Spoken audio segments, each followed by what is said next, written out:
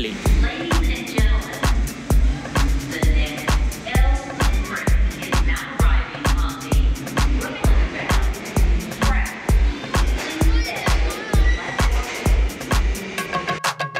Ali.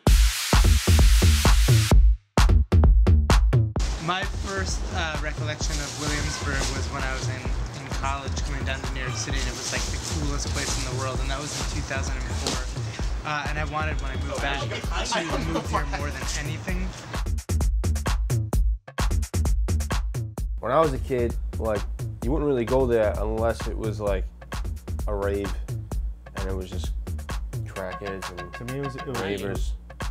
I haven't been to a warehouse rave since I was like 12. Yeah. Like, I'm not even kidding. And it scared the crap out of me. I don't think everyone's moving to Williamsburg or to Bushwick. I think there are a lot of people who are because there's a lot more space, but that's slowly going to get eaten up, you know. So the space is breaking up and eventually will just be as small as anywhere else in New York City. I found actually a lot of people moving back to the East Village because it's actually not that much more expensive than even Bushwick, you know, and then you're in Manhattan already. The reason why we're out in Brooklyn is because you need space. You need to be farther away from, you don't want to throw a party right next to 7 other businesses. You know, you want to throw a party where you have space. It's rave culture. You know, we're the next best thing, and you need space for it, so we go as far as we have to.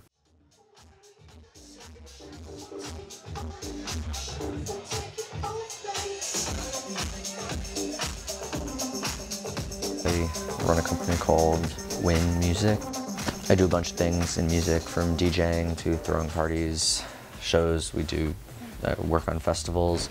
It's technically a record label, but I like to really think about it as a broader project that is going to evolve into technology and fashion and live events and branding and, you know, whatever else is exciting out there. I'm throwing a party at a bathhouse on Saturday night, and I'm all about non-traditional venues, non-traditional experiences, doing something different, loosening people up, getting them out of their comfort zone. That's what I like to create. But it's all based around creating a really dynamic brand that's credible, that's speaking to the culture of dance music, which is where I live today. What I say a lot is, like, I don't like clubs and I don't like shows, I like parties.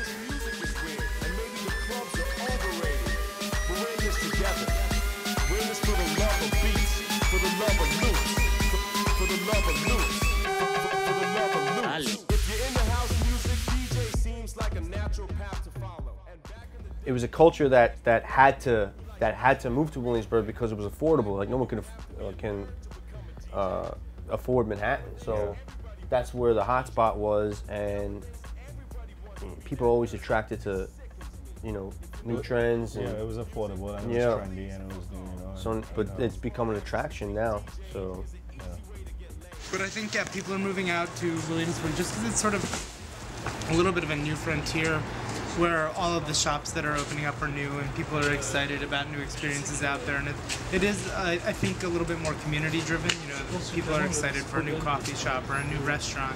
You know, you can't do it in Manhattan. Everything is expensive and everything is, you know, you can't get thousands and thousands of, you can't get 10,000 square feet to have 5,000 people hang out. For me personally, the reason why I love throwing these parties in Williamsburg and Bushwick and Gowanus and wherever else we go is because there's a little bit of an investment in it, and it's a little bit of a different comfort zone. All the Bridge and Tunnel kids have stopped coming to Manhattan and just go to Williamsburg. Like, but there was a point where it was just like, it was like dangerous. Yeah. You wouldn't really fuck with Williamsburg. I know that back in the day, kids would do it because there was no place to go in the city that was cheap and you can get drugs and listen to, like, really loud, fast music. And now you can just come to my house. The first time I went back to Williamsburg after, like, the whole, like, boom was in, like, 2005. And I was playing a show with my band and I just couldn't believe, like, how much it evolved. Yeah, and like how kind of safe it was and stuff like that. Like, people were outside with their phones out. That still bugs me out. If I have to take the L train, I see someone with their phone out, and I'm like, yo, put that away. Like, what's wrong with you? Like, put that away. Yeah. But yeah, it's a different world now. Yeah.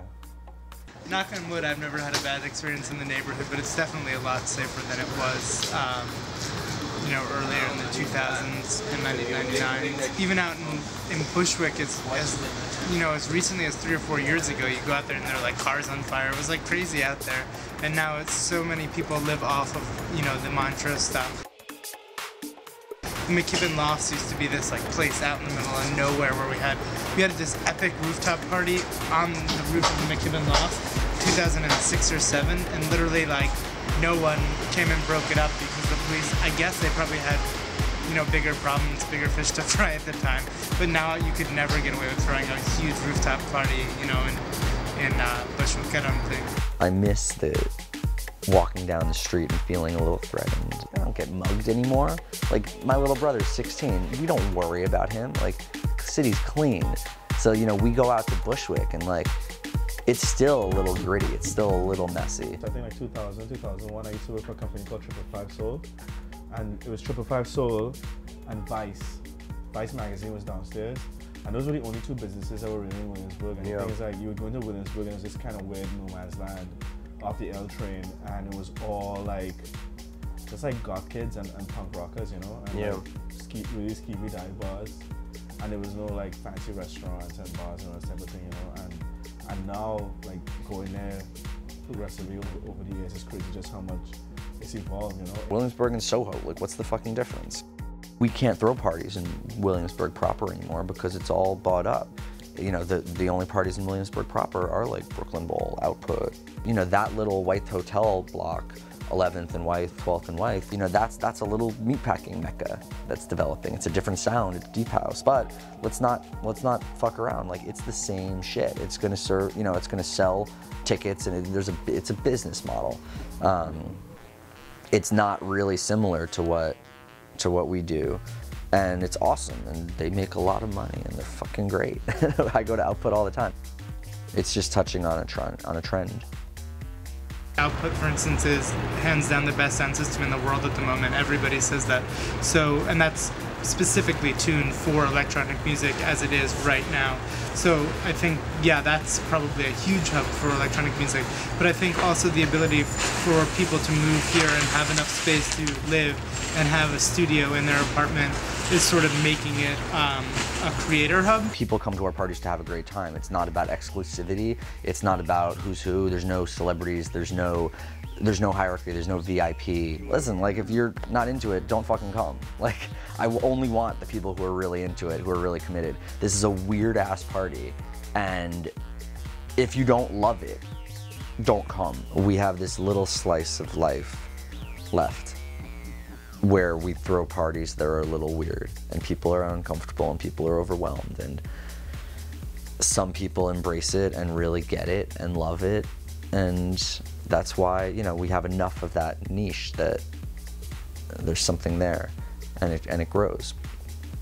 But the mainstream, the norm, is something way cleaner. But I like dirty. I like it when it's weird.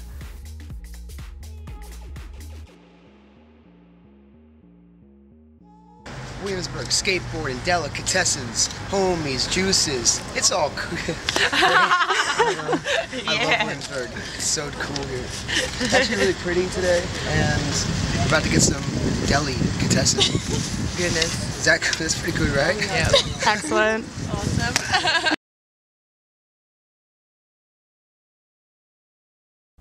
I heard that Skrillex curates all of the raves, like, everywhere. Yeah. Yeah. Yeah. That's true. He has a website, and you go to the website, you put in the address of your rave. And your password, your login. Yeah. Win.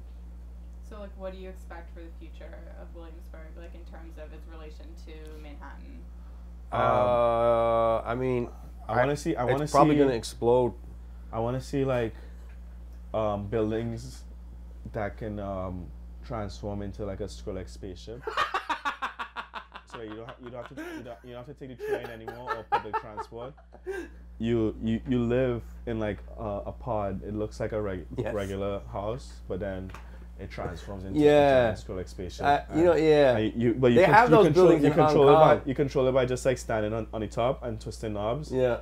And doing like this. And doing like this. And you can fly it into the city. Into space. And then there's pods on top of your office building, So like you go to NYU and there's a pod on top of NYU and you can park it there, and then that's how you that's the future of Williamsburg. Yeah.